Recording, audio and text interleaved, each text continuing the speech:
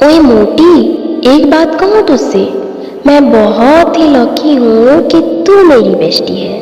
तुझे पता है, पहले मुझे ऐसा लगता था कि यहाँ दुनिया में हर कोई मतलबी होता है, पर ऐसा नहीं है। जब से तू मेरी जिंदगी में आई है, तब से मुझे दूसरे दोस्तों की जरूरत ही नहीं पड़ी।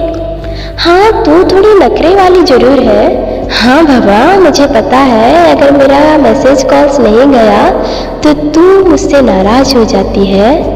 और तेरा गुस्सा, बाप रे बाप, क्या बताऊँ, तेरा गुस्सा तो तेरा नाक में ही बैठा है।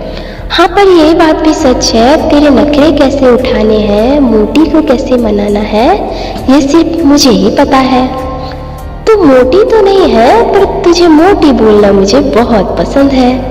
सच में यार, मैं अपने आप को बहुत लकी समझती हूँ कि औरों की तरह हमारी दोस्ती में कभी कोई फर्क नहीं आया।